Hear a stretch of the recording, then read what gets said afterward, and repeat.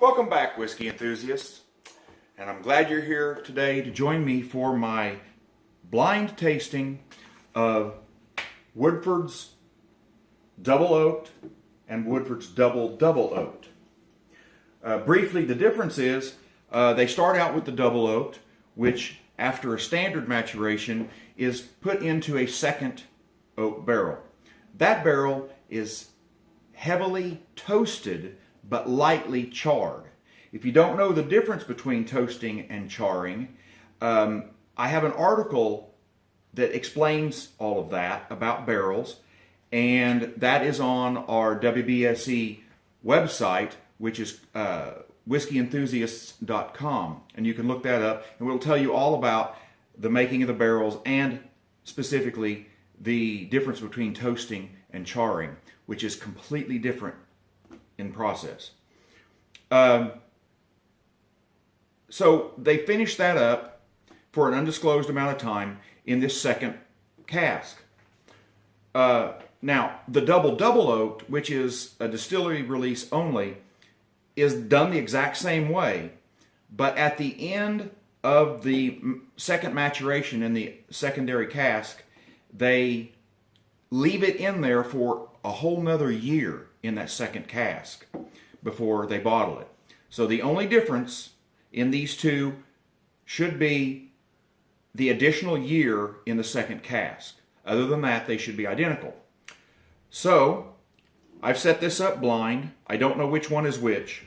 They have numbers on the bottom of the glass that I cannot see, and I did not set this up. I will tell you that I made myself a note here so that we all know what it is. The glass with number 1 on the bottom is the Double Oaked, and number 2 is the Double Oaked.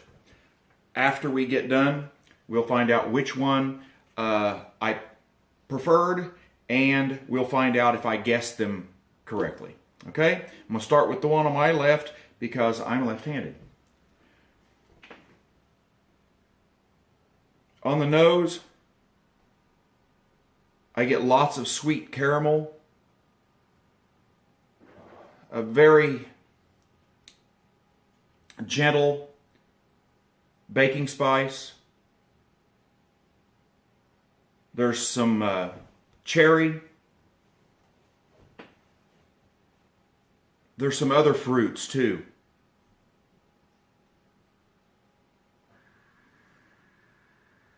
There's almost a citrus marmalade type note in there.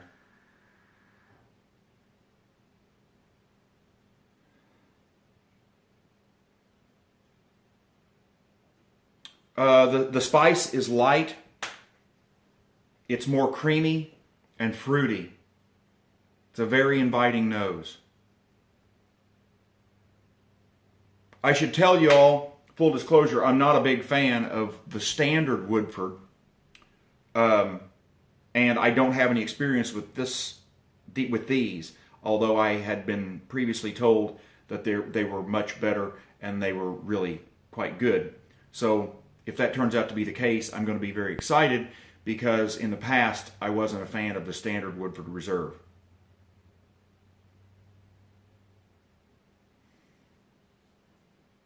All in all, it's quite sweet.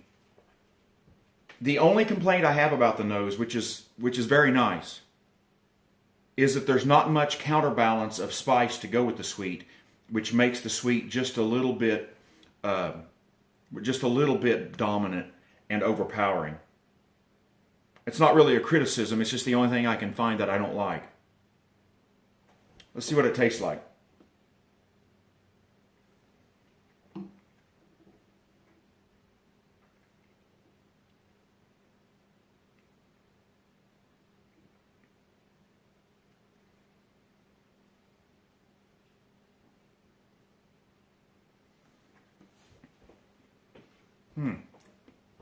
There seems to be a lot more spice on the palate than there was on the nose.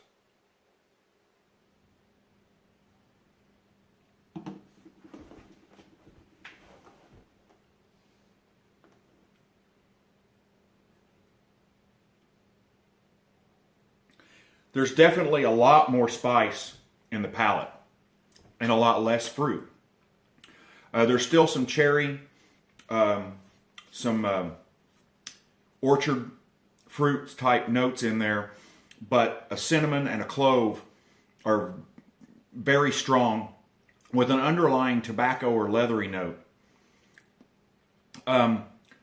This doesn't taste the same, but it's spicy in the way that a Maker's 46 is spicy, or an old store pick of a Knob Creek 120, how they can get very, very cinnamony.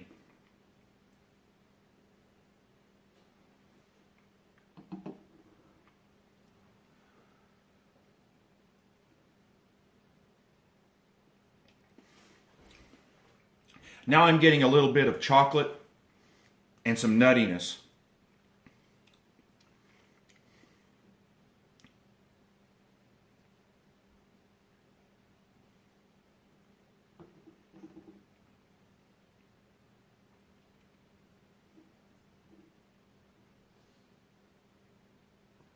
The caramel is still there, but the caramel is damped down strongly by the spices and the nutty flavor.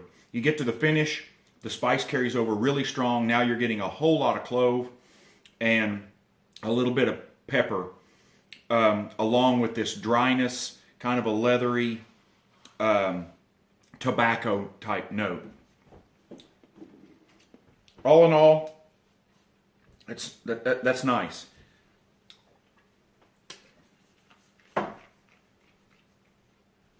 A little bit of water there to rinse out my palate. Let's see what this one's like now.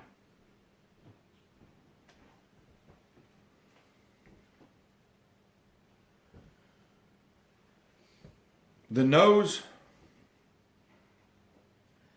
seems to be a lot more delicate on this one. More of a vanilla note. The spices are way, way down hidden. Just not much at all. There's some butteriness to it.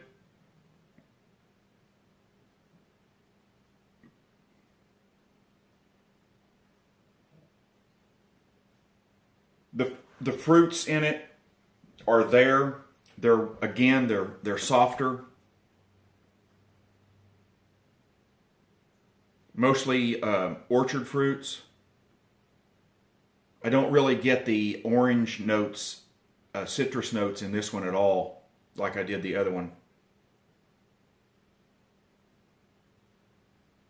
There's almost a floral quality to some of it.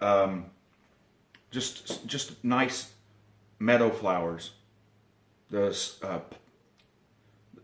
sweetness of pollen, almost like honeysuckle. But decidedly lighter in the nose. Although the nose wasn't heavy in this one, it was more pronounced. Let's see what it tastes like.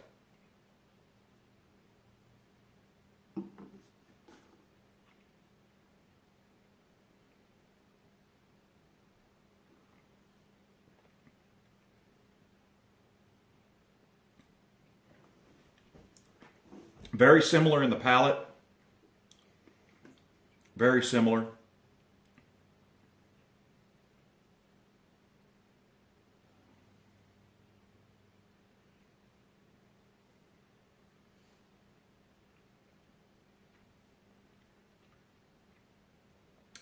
It's keeping a little more with a vanilla, caramel.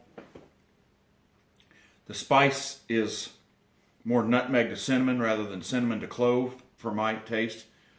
It seems less dry.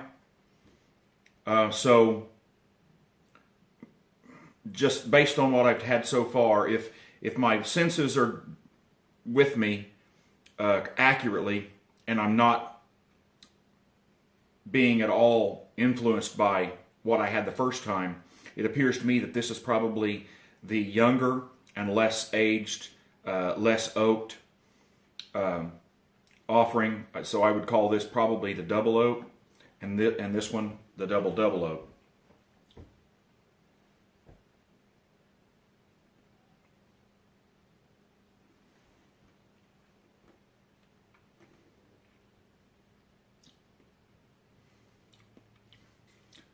The finish is more caramelly and less spicy.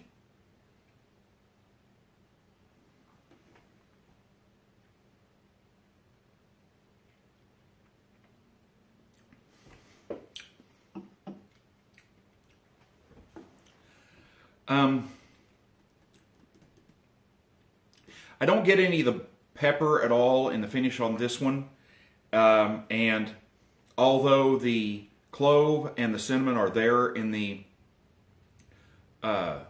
finish, they die out faster.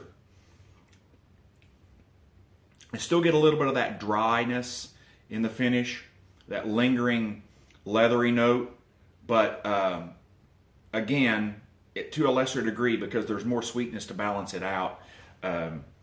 You've got more vanillins coming through. The nose is definitely better on this one. The palates are different but comparable, but the nose is much better on the first one. The finish, likewise, I think is much better on the first one, unless you just don't like a spicy finish. If you're looking for something that's creamy on the finish, the second one would be more your style. It's hard for me to say that I like one of them better than the other, but based solely on the nose, I would have to say the first one wins for me. The palates, like I said, are different, but I don't find one to be significantly better than the other. Other than the fact that I could genuinely say that I liked the fact that the first one had more fruitiness in it, rather than the solid caramel vanilla type notes that were in this one. So I'm going to call this one as my preferred, and I'm also going to guess that this one is probably the double oaked because of the heavy clove and the stronger nose. So let's see if I know what I was talking about. And I don't know if you can see that, but that is number 2, which makes that the double oaked, and this the double oaked. So I called them correctly. Have never tasted them side by side before. I have, as you can see, taken a couple of drinks over the last few weeks out of this double oaked, but I had never tasted the double oaked before right now. So I called them correctly. This is the double oaked, and this is the double oaked. I rate them both very nice. Probably this one is going to be about an overall score of about 79, and this is more like 82. Okay, so both very high quality whiskeys that I would recommend to most people. I think that concludes everything. I hope that's useful to you. I would say that because you have to go to the distillery and get the double oaked, and that it's only available in very limited quantities, although I found it to be a little better, this is no slouch, and I wouldn't hesitate. You know, when I bought this, I bought only a 375 because I'd never had it before, but I wouldn't hesitate to have a full bottle of this on my shelf. So there you have it. I hope that's useful to you. So good luck to you if you wish to go out and find a double oaked, and regardless, as always, go out and find you some whiskey you'll love.